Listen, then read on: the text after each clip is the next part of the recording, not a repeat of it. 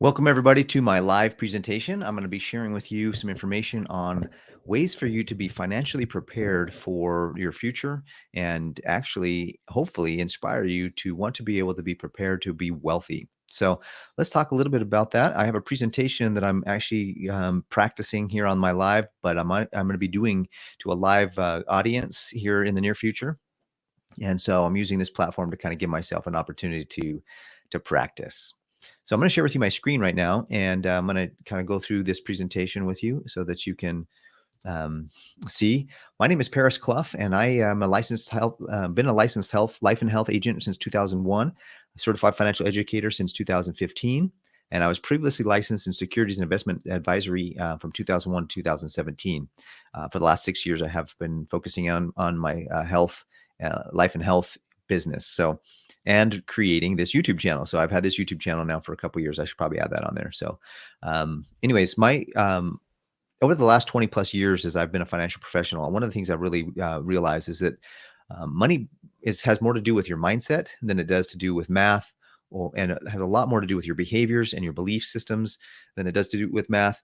I mean, most people know that if you spend more money than you make, you're going to be in debt, and nobody wants to be in debt, but yet they still spend more money than they make. So what causes that? And that's habits. That's going to be belief systems. That's going to be all kinds of things there that are going to help you that are going to be factors in how you spend and use your money. So, one of the things that I like to share with people is that money, what are your needs, emotions, and motivations around your money? And so, those are some key elements here. So, let's get started with those.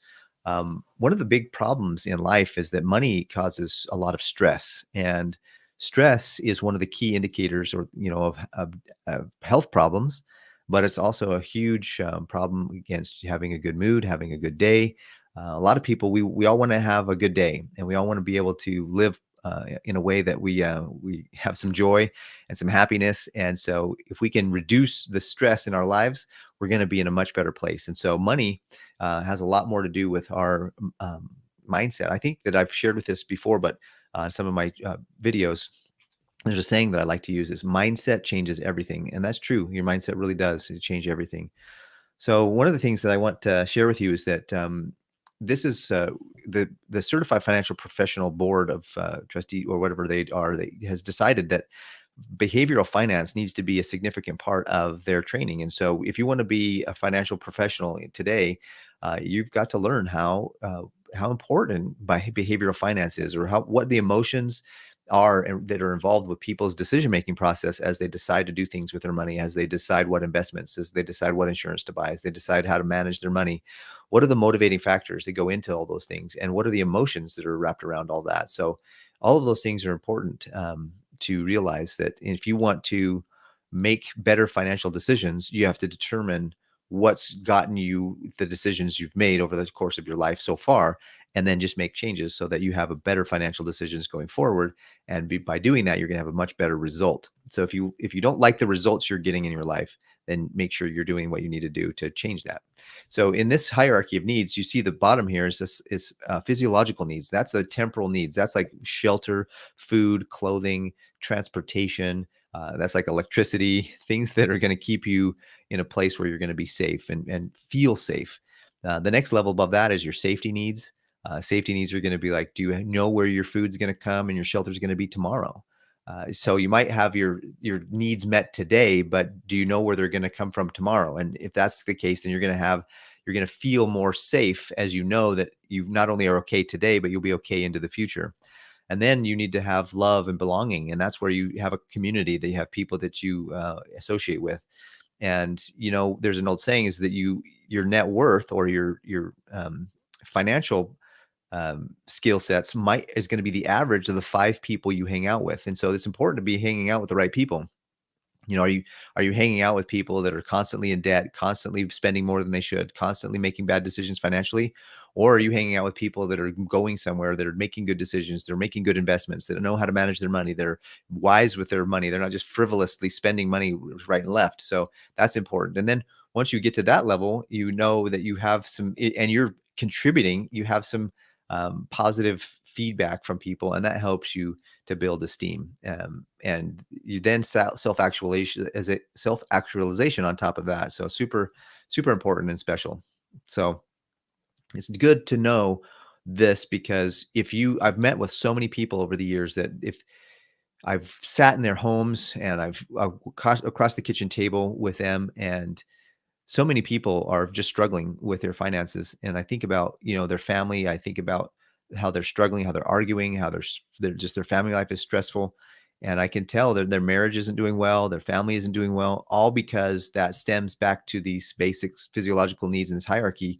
That if you feel good about your money and you feel like you're safe, you're going to feel good. You're going to feel like you can in a marriage or in a family or in a situation in a partnership where you're going to be safe there too. And so it really does financial planning and financial situations really do play a big role into your overall well-being. And so it's important to really realize that and to know that and to make those changes. So let's take a look at these emotions.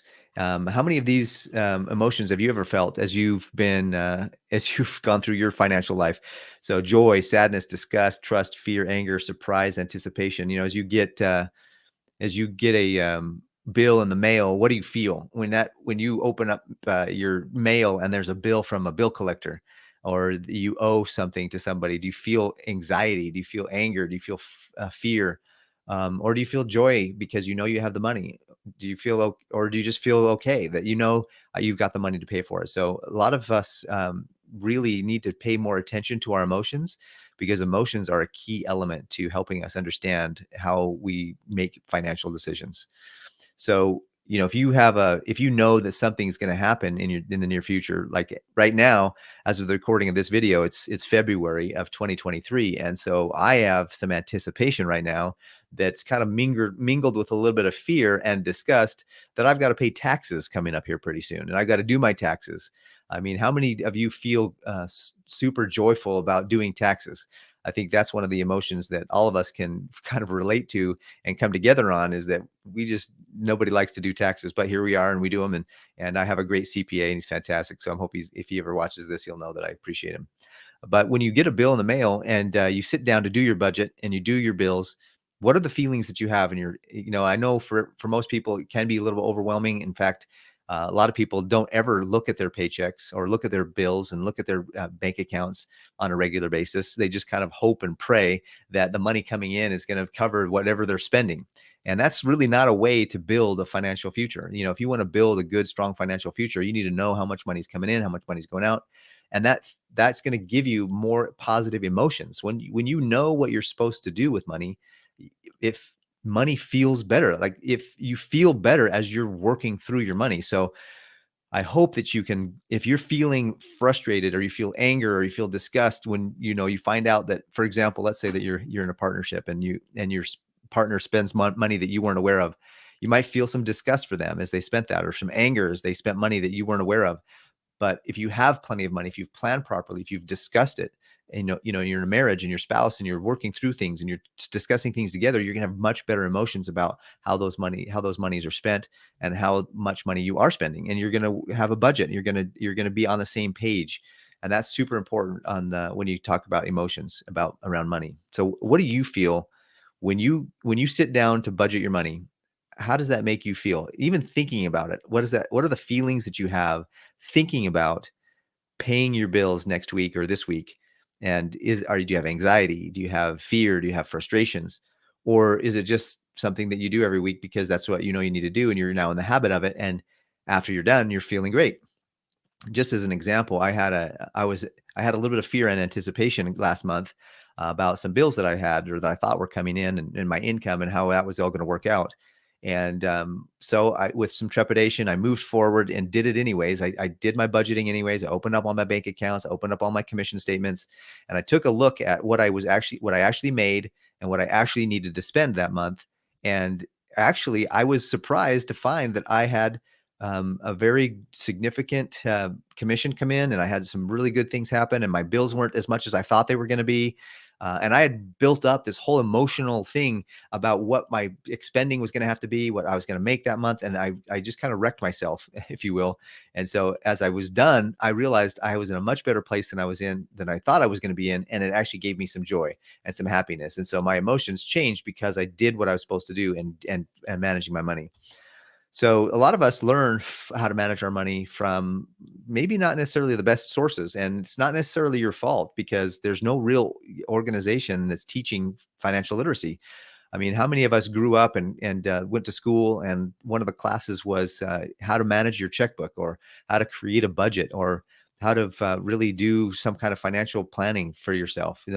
I think I took economics in school, and one of the funny things about that is that it really didn't really teach me how to manage my own personal finances, which is frankly more important than than what's going on in the global economy. Now, although we do need to be aware of what's going on in the global economy, it's more important to know what you're doing in your family's economy, in your personal economy, you're spending. And so your parents are one of the first places you learn about money, and then you learn about money from your peers. And what's interesting is that there's a saying that says, or there's a philosophy that says that if you are the average of the five people that you hang out with, and so your peers are going to be a critical component to your financial success. If you're hanging out with people who spend frivolously and who just go to the store, or just don't really care about managing their money, and they just kind of spend and then hope that they have enough money to cover it, or they keep getting credit cards because they spend so much that they got to keep getting credit cards to be able to manage their spending, then you're probably going to be in a position, if that's most of your friends, you're probably going to be doing the same thing. Now, if you're in a place where, or if you have friends that are wise with their money, they're managing it properly, they're budgeting, they make more money than they're spending. And then when they do spend, they make sure they plan that spending out so that they have money and set aside for it. If those are your types of friends, then that's going to be more the kind of person that you are. So it's important to have good friends if you're going to, or financially important to have friends that know how to manage their money. If you want to be able to have be somebody that manages your money. And the reason is because if you get a friend that calls you on the phone and says, "Hey, let's go do this trip," or "Hey, let's go buy this or buy that," or "Let's go out to eat," or whatever, and it's not in your budget, you're probably going to get some peer pressure, and you're going to go anyways, and you're going to spend when you shouldn't have, and it might cause you to go into some debt, or at least might delay some of the bills that you should be paying with that money that you've now spent on something that it's not going to be what you need. So another thing that's important is, your salespeople. You got to watch out what salespeople are going to teach you. There's a lot of people out there that are trying to sell you a stock or an investment, or they're trying to sell you an insurance plan or something or budgeting software. And some of them are really good, and we need to be a part of them. But be careful at what you're doing, and make sure you take your financial planning and your finances seriously, because really the only person that really cares what you do financially is you. And what happens to you is you're the one. You need to be self-reliant with your finances. Let me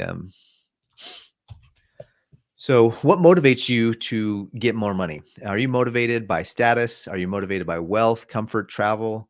Are you motivated leaving a legacy? What are some of the things that motivate you? Now, one of the things that I'd like to, that kind of, people in different scenarios don't always get to see what maybe other people do with their money. And what's interesting is I've worked with, over 20 plus years, I've worked with hundreds of people. I've been in their homes. I've listened to their problems. I've listened to their stresses. I've listened to their successes, and I've learned a lot about how to manage my own money because of the things that I learned by helping other people manage theirs. And not everybody gets to have that opportunity. So I have a significant insight, I think, into what's the best way or most efficient way to manage your money. And so your upbringing has a lot to do with how you manage money. So if you, for example, lived in a household where it was constantly frustration, constantly you were worried about where the money was going to come from, you heard your parents arguing and fighting a lot, you're probably going to have that same kind of situation with your own life. And what motivates you to make money is those kind of, that just scraping by, just making sure you have food on the table. That's your motivation. But if you grew up in a home that was wealthy, and maybe your parents were millionaires and you had a great life, or maybe they weren't millionaires, but you grew up thinking that anything and everything that you ever needed was taken care of, then you wouldn't have the same motivations to really go out there and struggle and fight and really make sure that you had enough money, because you have this history of everything's always taken care of. And so that might be a detriment to you, because if you don't realize how hard it is to make money, you may not be working hard enough to make the money you need to live the lifestyle you want, because you don't realize that your parents worked so hard, or how hard your parents really worked to be able to provide the comforts that you have. So money motivation is critical. So I'd love to ask you, what motivates you to make more money? What motivates you to obtain money? And put it in the comments below, or and just make it, if you're on the live stream, put it in the comments now, or if you're listening to this after, put it in the comments below, because I'd love to hear what motivates you to obtain more money and more wealth. So let's one of the big things that you need to do if you're going to really be successful with your finances is to create a goal that you want to have a certain thing, or you create a goal for your finances. And then after you've created a goal, have a plan. A goal without a plan is just a dream. It's a pipe dream, as they say. So it's important to create goals. So when you are creating goals, you want to write their goals down. You want to organize them. You want to create a plan. First, a rough plan, and then as you get better, you're going to fine tune that plan to be able to help you create more wealth over time. And then one of the things that I think is really important is this opportunity for you to see it and believe it. And I love using, our mind doesn't really know the difference between something that we have imagined and something that we're actually experiencing. So if you say to yourself, I'm poor, I can't afford it, those types of things, you're probably going to convince your mind to believe that you're constantly in a state of you're poor and you can't afford things. But if you say things like, I can't afford it yet, or I'm finding ways to afford it, I need to find ways to afford it. Or if you say things like, I'm rich in embryo, or I'm wealthy, I'm on the road to becoming wealthy. The things that you say to yourself are going to be a significant, have a significant impact on your mental capacity to actually obtain it. So I really think that seeing and believing and having your goals in front of you on a regular basis is really important. So one of the things I think that a lot of people know about the SMART goal process, and SMART goals should be specific. They need to be measurable and motivational. They need to be attainable. They need to be results oriented, and they need to be time driven. So let's talk about what that means in an actual example. So let's say it needs to be specific. If you want to, I will save $500 for a plane ticket to my grandmother's birthday. So that's a specific goal. You know exactly how much money you need and what it's for. Now it's measurable. I'll save $125 out of each paycheck weekly. And so if there's 4 weeks till you need to go next month, and we're going to talk about that down here under time driven, you have this. Is it attainable? Do you have $125 each paycheck to set aside for that?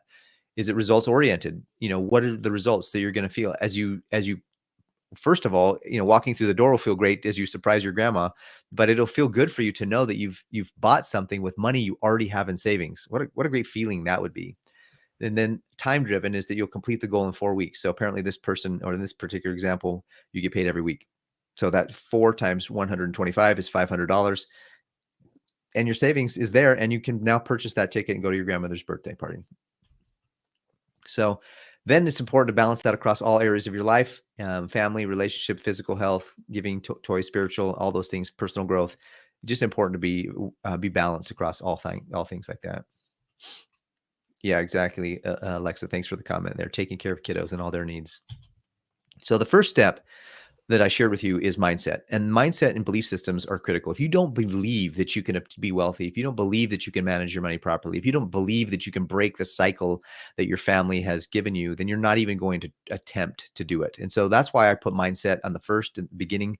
Financial psychology is critical and important. So the first step after you've begun to believe that become aware that the situation you're in is not what you want, the results that you have are not what you really want, so that you make the change. If you always do what you've always got, you'll always get what you've always got.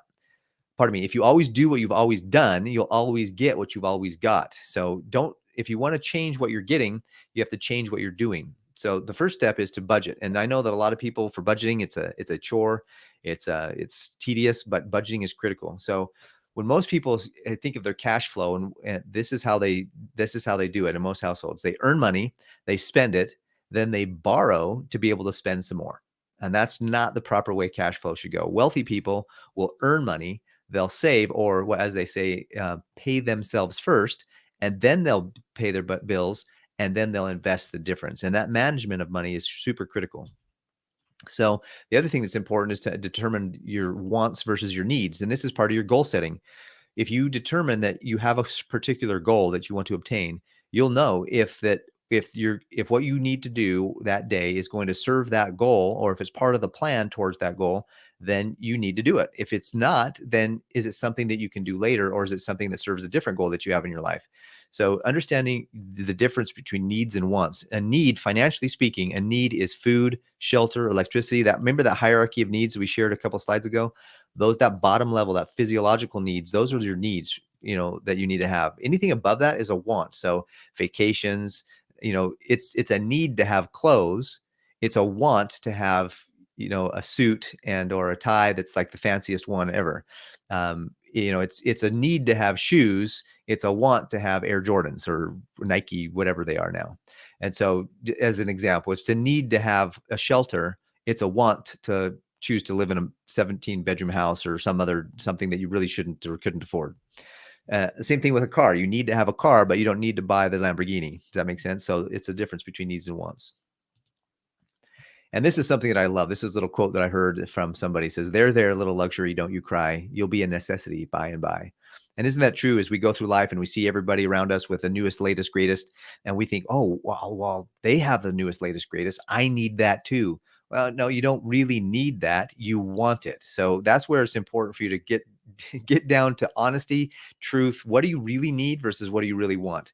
And don't turn your needs into wants arbitrarily, because that could end up causing you some significant financial damage. So how do you really set a budget? First of all, the definition of a budget is allowing you to use your income towards expenses and then save and then get out of debt and other things and really manage your money properly. So the idea here is to make more money than what you have to spend every month, or to spend less than the money that you're making, putting it another way. So making sure that your income, you know what your income is, you got to know what your expenses are, and then you got to know what the difference is. And hopefully when you take your money that comes in and you take all the money that's going out, you have a positive number left over. That's the goal. And that positive money number that's left over should go towards savings and getting out of debt. So you want to be able to have a positive cash flow. That means more money coming in than what's going out. And you want to live within your means. That requires discipline. You have to be disciplined to be able to do that. So if you don't manage your money properly, you're going to overspend. You're going to fall into debt. You're going to have horrible money will control you instead of you controlling it. So that's something that's important. If you want to be a free person, not a slave to your money or slave to your expenses. You need to get in control, get in the driver's seat, and make sure you do the right things. So finally, budgeting is about getting to the point where you need to maintain your lifestyle, but then work towards improving your lifestyle. And one of the things that makes human beings different from animals is that animals live every day for that day. And human beings can do that, but it's going to be a struggle, because one of the things we realize is that we know that tomorrow is going to come. And so if you're budgeting properly, what happens is that you can take care of your needs for the day. And if you have a positive cash flow, you can set aside money for those future needs that might come up.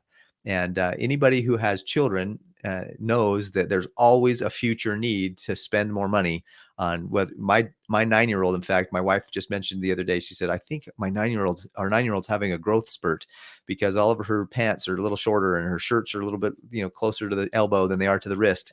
And so there's going to be some expenses that are going to come up, and that's going to be part of why it's important to save and budget for the future. So how do you identify and reduce your expenses? What I like to do is look at your expenses and your habits right now. What are you doing right now in your spending? And the best way to kind of get an idea of if you want to know where you're going, you got to know where you are. And if you want to know where you are, you kind of have to realize where you've come from. And so looking back over the last 90 days, what I would recommend is take your bills, all of your credit card statements and your bank statements in the last 3 months or 90 days, and categorize each one of those expenses. So go through and say, okay, on this day I spent this much money. And then what was it that you spent? Was it a bill that you had? Was it your electric bill, your cable bill, your cell phone bill? What was it? So write it down and put it in a spreadsheet or on a piece of paper that you can tally up each month. So let's say that you do this in April. And so you have March, February, and January as your 90-day look back. So April, you're doing this. And so I would take all the bills, all your expenses for January, and then I would take all your expenses for February, and then I would take all your expenses for March, And then I would average that out, and that tells you what your average is over your spending, and that's a really good starting point to determine what your budget should be going forward. So as you put those into as you categorize each of those expenses, it's important to put them into these three areas. One is the fixed same. That's the same payment every month. That's a fixed expense. It's your mortgage, it's your rent, it's your car payment. It doesn't change. It stays the same every single month. So the average is going to be the same whether it's because it's always the same, doesn't change. Then there's those variable or the periodic ones that are important to account for because, and especially if you live in California, the car registrations you almost need to take a loan out to pay your car registration in California. So you definitely should set aside money every month for those those car registration that comes around once a year. So anything that you have that comes out once a year or every 6 months, you need to set aside money for that so that you have it available when it comes time or that bill comes due. And then there's the variable expenses, which they're different each month. Or maybe your grocery bill, maybe your entertainment, maybe you go out to eat every day 1 month, and the next month you kind of bring a sack lunch because and so the average over that period of time is actually going to be different than what you spent. So that's why it's important to have the average there as you identify your expenses and put those into categories. So you want to have a category of fixed expenses, and you want to have a category of variable expenses, and then you want to know what your periodic expenses are so that you can account for all those things as you're making your budget.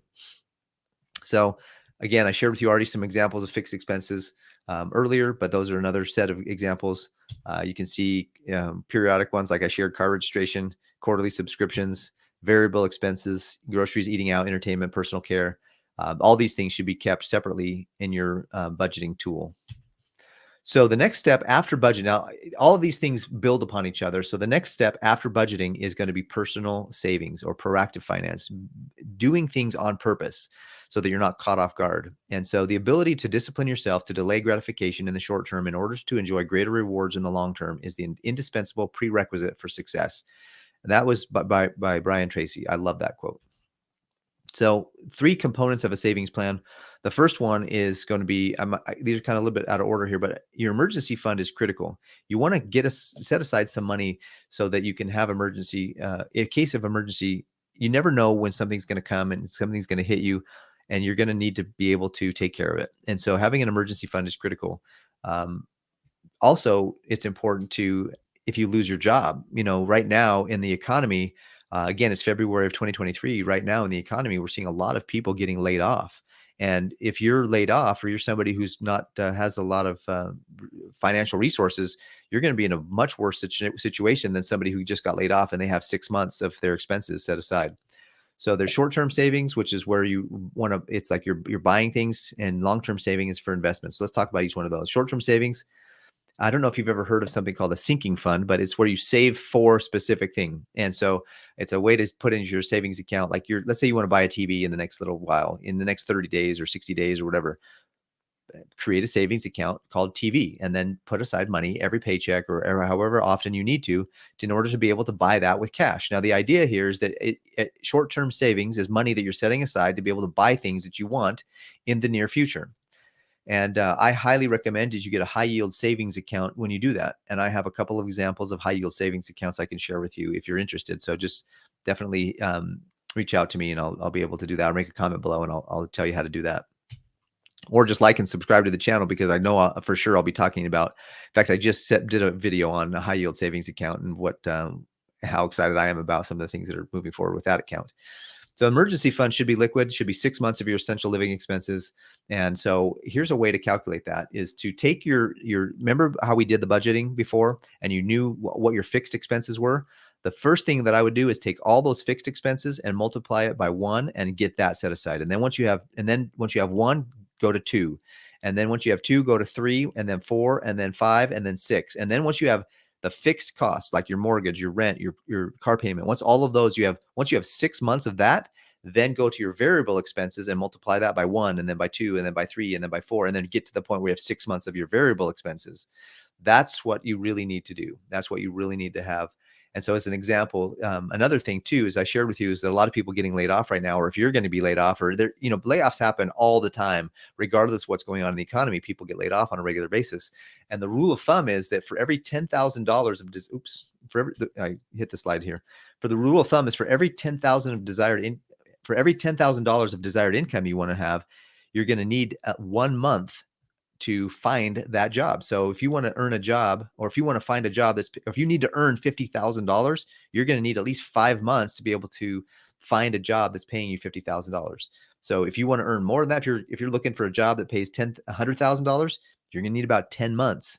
So of resources to be able to get you through the time frame. Now, thankfully, there's something called unemployment that you can take advantage of, but even then, that's not going to be sufficient to cover all of your bills, especially if you were living a little bit higher than you should have been. So, one of the things that you can do when you get laid off is, of course, cut a lot of those variable expenses out of the way. But if you have money in savings, you can continue your lifestyle, and that's really the idea here. So, long-term savings is investments. It's learning how to invest your money. We're going to talk about that here in a minute, but you want to be able to set aside 10% of your take-home income. That's kind of the ideal. So the first way to really increase your cash flow is to learn to live within your means, and then increase your means. And you increase your means by learning to make more money, or getting a job, or that pays you more money, getting a promotion, things like that, or starting a business, a side hustle. A lot of people are starting side hustles. So let's see here. All right, now I want to talk to you about how to reduce and eliminate debt. Now, a lot of people, when they talk about their finances, especially when it comes to a New Year's resolution, they're like, oh, man, I want to get out of debt this year. Well, if you talk to me about getting out of debt this year, I would tell you that first you need to get a budget. First, you need to get a mindset. You need to set your goals. You need to figure out what you're going to believe in, your habits that you're going to change to make a difference. Like, why did you get into debt in the first place? That's probably the first issue we should address. Then we're going to talk about how to manage your money effectively with a proper budget. Then we're going to set up a savings account so that if you do have an emergency, you're not going right back into debt. You're using that savings, and you're not buying things on the credit card anymore. We're going to set up a savings account where if you used to buy, for example, all of your clothes on a credit card, you're not going to buy clothes on a credit card anymore. You're going to have a sinking fund or a savings account that's clothing, and then you're going to save up first, and then you're going to buy those things. That's going to be what helps you get out of debt, is changing the habits that got you into debt in the first place. That's the first step. So all of these things build upon each other. I wouldn't even talk about getting out of debt or the strategies to get out of debt until I have all those things laid out. So the difference is, in good debt, there's different kinds of debt. There's good debt and bad debt. And good debt is investment loans, home loans, business loans, education loans. Bad debt is credit cards, personal loans, payday loans, especially. Don't get out of those as soon as possible. Now, I put car loans here kind of in the middle, because car loans are kind of one of those things where it just depends, because it could be a good loan if you've purchased it properly, and whether it's a good debt or bad debt is at the purchase. If you buy a car that the value of the car is about or more than the loan that you have, then it's a good debt, because it's what's called secured debt. If you owe more money than the car is worth because you went crazy and bought way more car, you bought a brand new car, that's now a bad debt. And car loans can change. It can change from a bad debt to a good debt as you get it down underneath that value of the car. But if you could take a secured debt versus unsecured debt, is the good debt is secured debt, meaning you have an asset that's backing that up, that if you were to sell the asset, you can get enough money to pay off that debt, and you don't really have debt when you have an asset that can pay for it. Bad debt is unsecured debt. There's nothing there for you to sell or to do. You literally have money that you owe, and you have nothing to show for it. That's bad debt, and that's most people's debt, by the way. Well, of course, home loans are one of the biggest debts we have, and car loans, but a lot of people have way too much credit card debt and personal loans and payday loans. So I just shared with you the differences between the good debt, secured debt. We talked about that, and bad debt and unsecured debt. Now, how to pay off your debt. There's 3 major ways to pay off debt that I'm going to talk about. The first one is to first, before you get into the strategies, the first thing you want to do is list your debts all out. So who do you owe money to? How much do you owe? What's the minimum payment? And what's the interest rate? That's the key thing here. And then you want to contact all your debtors to see where you are on your debts. And then you pay, in this particular says, pay debts with the highest interest rates first. Mathematically, that makes the most sense. But let me share with you One of the things that I think is psychologically, I think it's better to pay off the loan with the smallest balance first and then work towards paying off the loan with the highest interest rates as you get to the point where the balances are about the same. So, root causes of debt, out of control spending, all the stuff we talked about before, where they don't know what their budget is. They're spending more money than they're making. They're getting credit cards to be able to do that, and they don't understand loan terms, and they're paying interest rates that are astronomical. It's better. In fact, my daughter just bought a motorbike, and the interest rate that she would have paid on on that loan was higher if she went and got it directly. But so instead, she borrowed the money from us, from her mom and dad, and we're charging her a much better interest rate. So she's going to end up paying less for that. So that's kind of a way to determine. Don't just get a loan or get a credit card just because. Make sure you understand what you're doing when you repay that and get you out of debt. So here's the one where it talks about the debt avalanche. And this one is where you list all the debts by their interest rate. So you pay the interest rate first. And the debt avalanche mathematically makes the most sense because you want to pay off the highest interest rate first, because that means you're going to pay the least amount of interest, which means that you'll end up, after everything, you're going to end up paying off your debt faster if you do that. However, if your interest rate, in my opinion, if the credit card or the debt with your interest rate has a very high balance, it can be very intimidating and often unmotivating to be months and months and months before you pay that thing off. And you feel like, man, am I even doing any good? So one of the things I like to do is I like to start with what's called the debt snowball. And this is where you list your debts in order of balance. I start with the debt snowball to get people the motivation to see, look, you did it, you can do it. And this is something that works. So start with the one with the lowest balance first. Pay that one off. Now, at some point, you're going to get to the point where you have 5 or 6 different credit cards or 5 or 6 different loans, and within a couple dollars, maybe a couple $1,000s, they're about the same balance. At that point, when you get to the point where most of them are now around the same balance, now I would start working on the one with the highest interest rate. And so I'd switch from debt snowball back to debt avalanche, and then work on paying the highest interest rate after that. If that makes sense. So, the third way that I want to share with you is called the cash flow index. And why is the cash flow index important? Because in order to pay off your debts faster, you need resources to pay those debts off faster. And the cash flow index will share with you the fastest way to free up the most money on a given debt. So let's say you have a debt that the minimum payment is a certain dollar amount, and another debt where the certain payment is another dollar amount. And if you were to pay that one off, you'd have more cash now to use towards the payment of other debts.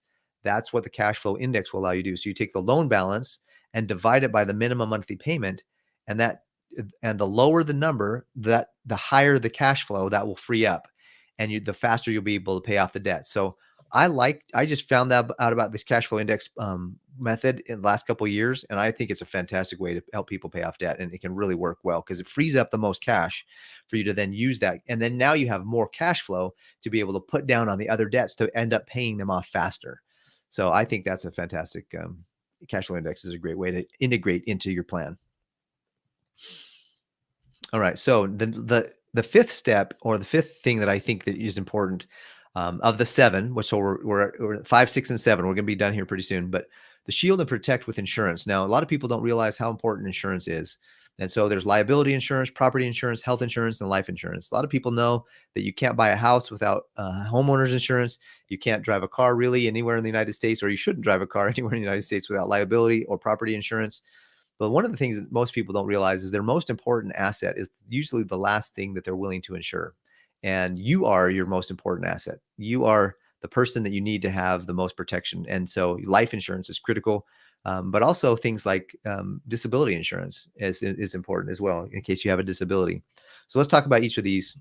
There's liability insurance protects you to having pay injuries or damages caused to others. So for example, I have an umbrella policy on my car insurance and my homeowner's insurance that if anything above and beyond that needs to be taken care of, that is liability that takes care of it. Property insurance is, homeowner's insurance and car insurance. Life insurance pays the beneficiary upon your death to those that you leave behind. Critical, important to have good, strong life insurance.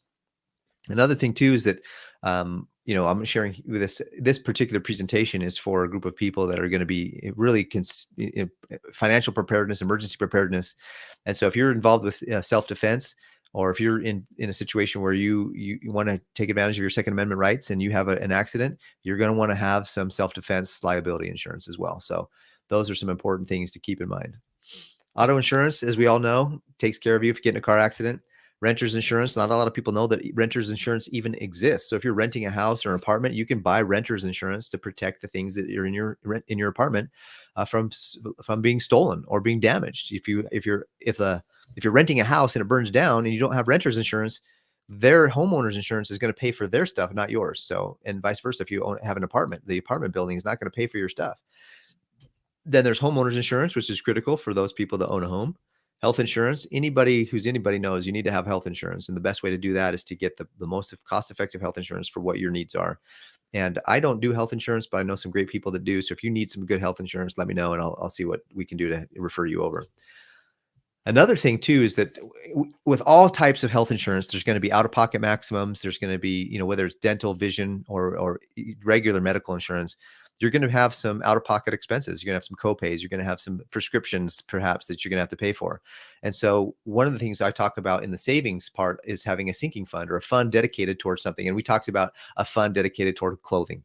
Personally, I should probably say this back in that slide and I'll remember to do it next time, but I have a fund for Christmas. So I save up for Christmas expenses, but I highly recommend people get what's called a medical savings plan. And this is a plan that's specific for those medical savings costs. And this is a plan that takes care of dental, takes care of vision, takes care of out-of-pocket maximums, pretty much anything that's performed by a doctor. This is a fantastic medical to have one of these in place is really amazing. And it's better than an HSA, but an HSA is one of these types of plans. What I really recommend is called a health matching account. And there's more information on that in one of the videos that I produced. And maybe I'll link that description up here. Or if you want to know more about the health matching account, just let me know and I'll be happy to just put a comment below or shoot me an email and I'll be happy to get that to you. Medicare is another thing. A lot of people are turning, a lot more people turning 65 nowadays as the baby boomers are entering that stage of life. And so understanding Medicare, I actually do a lot of Medicare insurance. So if you are somebody that you love is turning 65 soon or qualifying for Medicare because they've been disabled for 24 months, let me know, because that's one of my main businesses is Medicare insurance and helping people get the right Medicare insurance plan for them. And I'm licensed in California and Utah, but I can help anybody with educational stuff anywhere else. And life insurance, of course, critical. I've been a life insurance agent for 20 plus years, help people get the right kind of insurance. I'm the kind of person that wants to make sure that you get the life insurance that you need. A lot of people that I've gone to on appointments with, sat down with, they find out after talking to me that the insurance that they bought isn't what they thought it was, and they're upset about it. And I'm like, well, I can either fix that for you and we can get the right kind, or we can just start you from scratch, getting the right kind from the get-go. So I just want you to know that life insurance is important.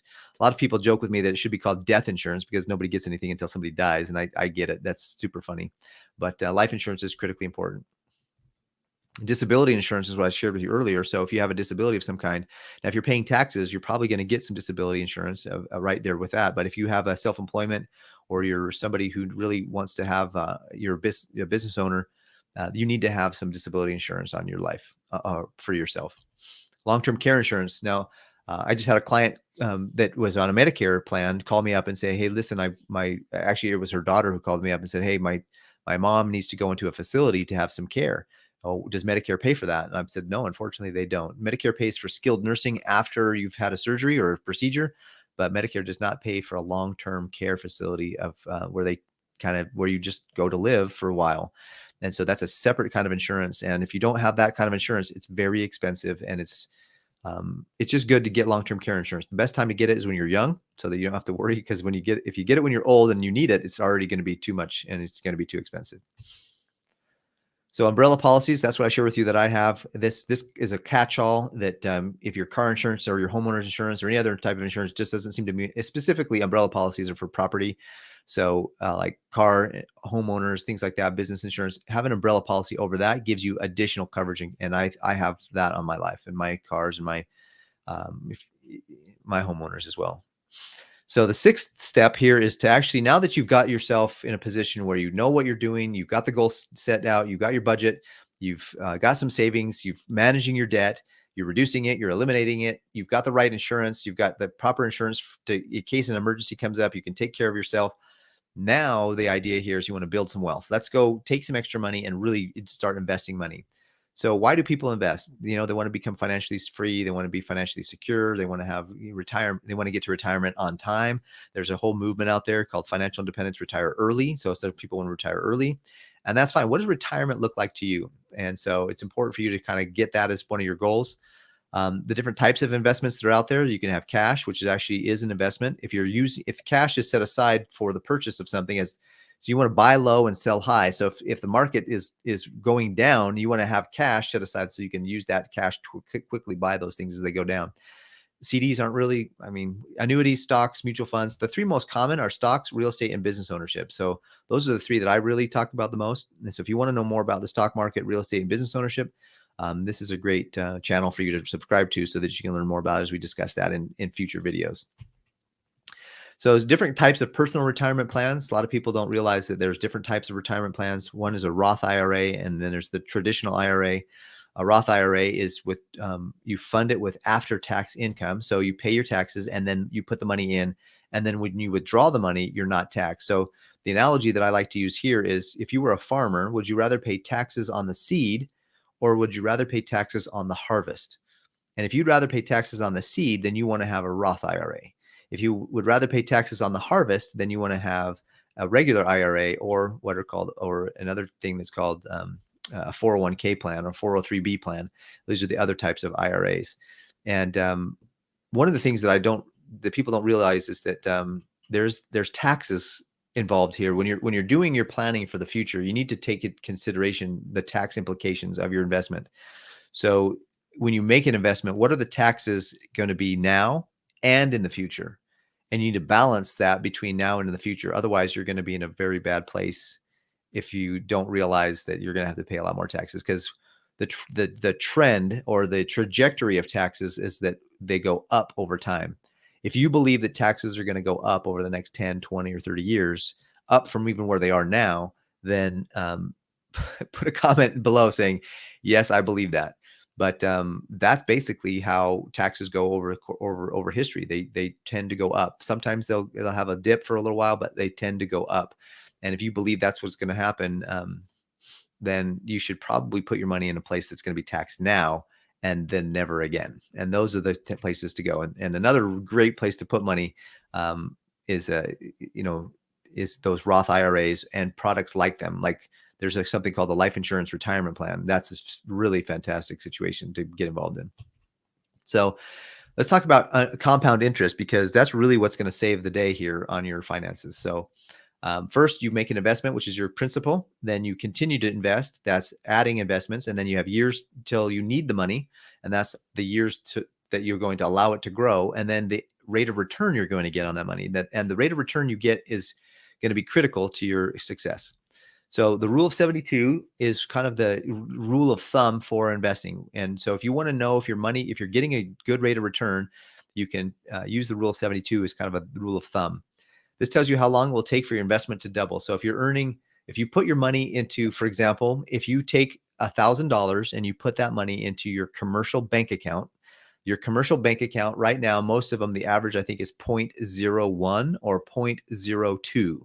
So if you were to take 0.02 and divide it into 72, that's about 3,600 years, if my math is correct. So in 3,000 years, your $1,000 will turn into $2,000. So do you have 3,000 years to wait? I don't think so. Neither do I. And so the idea here is to go get a better rate of return. So even if you were to go get 1%, let's just go get 1%. 1 into 72 is 72 years. If you're 20, it means your $1,000 will double when you're 92. I don't want to wait that long. So you got to go get a better rate of return. And high yield savings accounts are in the area of 3 to 5% if you're really getting a good one. 3, maybe 4% actually, 4 and change. Then you want to go to, and so that's going to be a fantastic rate of return. It's going to double much faster than a 1% for sure. If you're going to get an investment like in the marketplace, the average that the market has done is about 8 to 10%. So let's say 10%, because that's actually the S&P 500 index funds have averaged about 10%, and they've done it for decades. So 10% into 72 is 72 years. Pardon me, 7.2 years. So let's just show you an example. Let's just say that you took $10,000 and you were 29 years old today and you invested it at 4%. So from 29 to 47, that's 18 years. Your money will double because 4 into 72 is 18. And so you're going to double at 29, your money doubles from 10,000 to 20,000. So from 47 to 65, the 10,000 won't double now. It's the 20,000 that's going to double. So you'll double from 20,000 to 40,000. So at 65, you're going to double your again, and you're going to have $40,000 at the end of the time. Now, if you double the interest rate, you should have double the money, right? So double 40,000, you're going to double the interest rate, double 40,000, you should have 80,000. Well, it doesn't work that way. It actually works even better as you compound the interest. So the rule of 72 says that 8% goes into 72 9 times. So 8 into 72 is 9. So every 9 years, your money will double. So at 29, if you have $10,000 invested, at 38, it's going to be 20,000. At 47, it'll be 40,000. At 56, it'll be 80. And at 65, it'll be 160,000. So just doubling your interest rate from 4 to 8 actually quadruples your balance at the end. So now you can see why it's important to get a better interest rate. And I promise you, if you have a long enough time horizon, 8% is very, very possible. So let's move on from the rule of 72. So the next thing you want to do is assess your net worth. To me, net worth is your report card as an adult. Are you getting an F in your life financially, or are you getting an A? And a positive net worth is closer to the A, and a negative net worth is closer to the F. So what do is you take all of your assets, your cash, your bank accounts, your vehicles, your home, your everything, your retirement savings, you add up all your assets, and then you take all your liabilities and add all those up, your student loans, your personal loans, your credit card loans, your mortgage, your auto loans, add it all up, and you subtract your liabilities from your assets. So let's say, and then that equals your net worth. So let's show you an example here. So let's say that you have $65,000 in assets, and you have $6,000 or $16,000 total liabilities, because one is a credit card or maybe one's a car loan. So you have total assets of 65,000. You have a total liability of 16,000. That means your net worth is positive 49,000. If you have a positive net worth, you're doing it right. If you have a positive cash flow, you're going to have a positive net worth, and you're going to have a positive life. If you have a negative cash flow, you probably have a negative net worth, and you're going to have a negative life. Do you see the correlation here? If you want to have a happy, positive life, have a happy, positive cash flow that gives you a happy, positive net worth that creates a happy, positive experience for you in your life. I calculate my net worth every single month, and I'm excited to tell you that it grows. More often than not, it grows from month to month, and I'm excited when it does.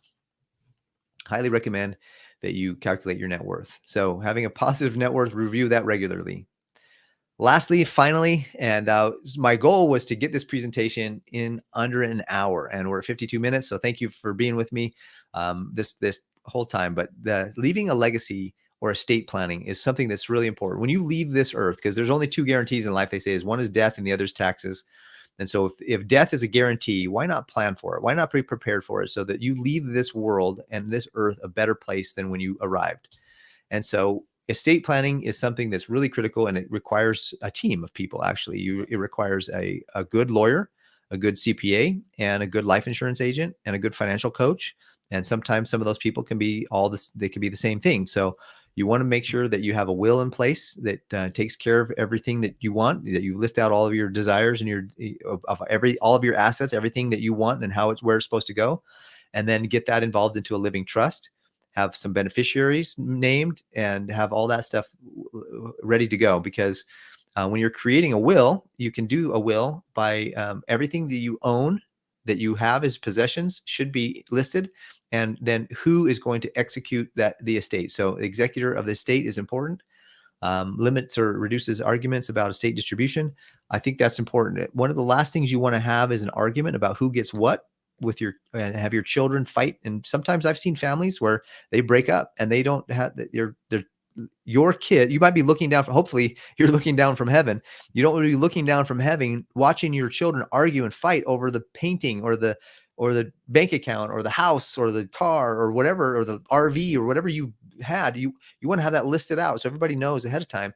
And even then people still might fight and argue, but at least you did your part to make sure you mitigated that a little bit. So make sure you do your part to mitigate that by having a will. And I just tell you, There's way too many families that fight and argue and go to court and have huge battles that last years and cost way too much money because somebody didn't put together a will, somebody didn't put together a trust, they didn't have durable power of attorney, or medical directives. So let's go back here to durable power of attorney. This is where you have somebody that when you get to the point where you cannot make decisions for yourself or you're struggling to make decisions for yourself, you have somebody that you trust that can make those decisions for you. Medical directives are like life support. If you ever get to a point where they're going to put you on life support, you need to determine, do you want me to pull the plug? Do you want me to keep you on life support to try to fight for your life?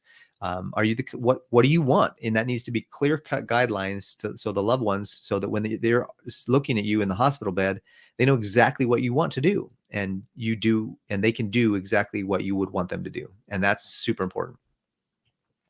Then every one of your situation, everything that you have, everything that you own, life insurance and retirement planning, pension accounts, all that should have beneficiaries so that you know who who it's going to, they know who it's going to.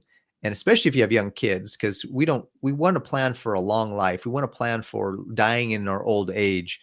But more often than not, I see people that die young, and they die with children, and they die with a young spouse.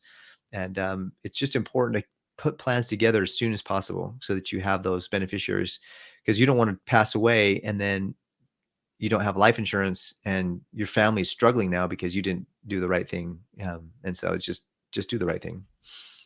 A living trust is something that you'll need to have. It's different than a will. In some states, a will is sufficient to take care of things, but a living trust makes sure that no matter where you are, no matter what you're doing, a living trust will take care of everything, and it will settle everything, all of your assets. In fact, there are some families that, and a lot of us might say, well, I'm not going to be wealthy enough to have a living trust. And you might be surprised. Once you add up the equity in your home, your retirement accounts, your life insurance comes in. Once you add all those things up, you might find that you have maybe $1 million, couple $1 million estate, and that could be taxed at a very significant level. If not, at least probate fees could come in and wipe out several tens of thousands of dollars. So if you have a living trust, it avoids most of that. It avoids quite a bit of it, actually. And so having a living trust in place, and that's done with a lawyer that knows what your needs are, and you take care of that. And so I'm super excited. So I want you to know that having a living trust is very important. Life insurance policies, there's ways to create, number one, so when you receive a life insurance policy, it comes to the beneficiary income tax free, but it may not come estate tax free. So you need to account for that, and you need to make sure the beneficiaries are listed properly. And you can actually have a trust own an insurance policy so that it takes care of it. So a lot of times I'll talk to people like, well, I don't need, if I make a bunch of money and I build a bunch of wealth, then I don't need life insurance. I said, well, that may not be true, actually, because life insurance is a fantastic estate planning tool. Let's say that you have a couple $1 million in your investment account and you pass away, and now you have a huge tax bill comes in for that assessment of that wealth that you created. What if the life insurance came and paid the tax bill? And so your family gets to have all your wealth. Use that, leverage those types of things to be able to take care of your family. So those are ways to leverage, a little tool or trick to use life insurance to leverage that. Super important to organize your records. The last thing you want to do is have somebody have a life insurance policy or some asset turned over to the state as lost money because your family never knew you had it. And so if you have money somewhere, if you have an account somewhere, make sure everybody knows that it's there and that you have it there, because there's so many, there's millions, I think there's millions, maybe even billions of dollars that's transferred to the state because nobody knows who it belongs to, because nobody's come to claim it. I think there's a ton of different places where you can go to claim that money. So if you want to know more, you can hit me up at any of my socials, like and subscribe here on YouTube. I'm on Facebook at Financial Self-Reliance. I'm on Instagram, Financial Self-Reliance. You can send me an email. Be happy to help in any way that I can. I hope that you got a lot out of this presentation. I've kept it under an hour, as I promised, and thank you so much for being a part of it. If you have any questions or concerns, just shoot me an email or shoot me a message there, and I'll be happy to help any way I can. Have a fantastic day, and I'll see you on the next one.